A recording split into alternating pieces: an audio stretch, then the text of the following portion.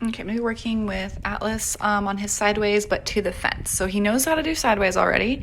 He is on that cue where I lift my hand up or the whip up and he'll side pass toward me. So I already made a video on that and how I showed him how to do that with the whips. Now I'm just gonna add that to coming toward the fence on cue. And then later on, it'll be me on the fence and then have him side pass toward me. But he's doing quite well right here. So I'm just kind of rewarding every like step or two that he takes closer to the fence and giving him his treat. So he's pretty good about that. So I'd make sure you have that first. So out in the open, in a round pen or arena, make sure that you can get your horse to come off that cue every single time before you start asking him to come toward a fence, because they're going to be claustrophobic and they're not going to want to come toward, and they're going to be more confused if that cue isn't solid.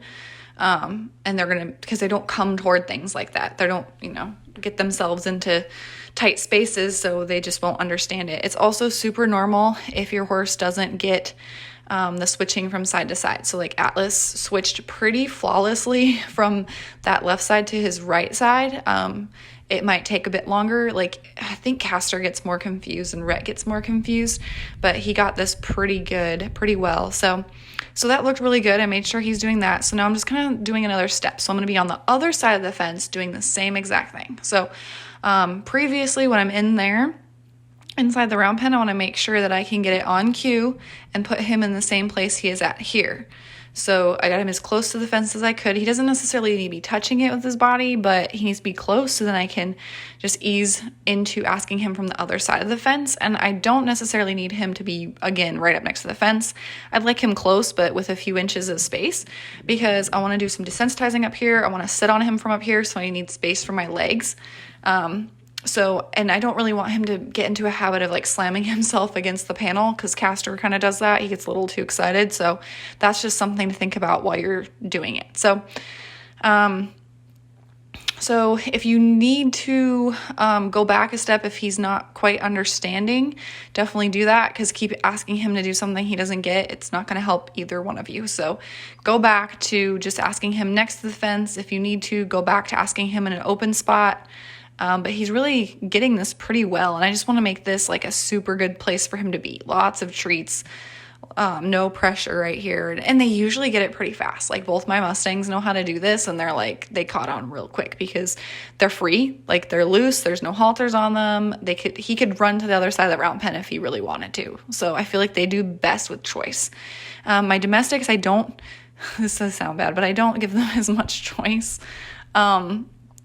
In some things, like if I was probably doing this with my like thoroughbred or something, I'd probably leave the halter on, but you could do it without too. But it just seems like they do better with this. I feel like the domestics are used to having that halter as kind of like a babysitter, like a handhold. So it just depends on your horse. But so now I'm just getting him to go to the other side. So I'm just having him hand target and straighten out so he kind of understands what I want. And then I'm going to ask him to side pass the other direction. There we go. And he just kind of swung his hips over a bit. I'm going to click that, and we'll just do little tiny baby steps until he can step over. And that looks really good. I'm just making this super, super positive as I possibly can, so that he just really enjoys doing this cue. And Atlas is learning it after my other Mustang, Castor. Castor loves this behavior. He thinks it's awesome. I actually taught him this in his pasture, so like he could be way at the other end, and he was like, nope, I'm gonna stand here. And I just had him side pass up to the gate, and that's really how I got him used to touch, because he was so like flighty and just could not accept it. So you'll see that in the other videos, but Atlas is also catching on really well. So I'm giving him about 2 handfuls each time. Like I'm just making this super positive. So he's like, yes, this is fantastic.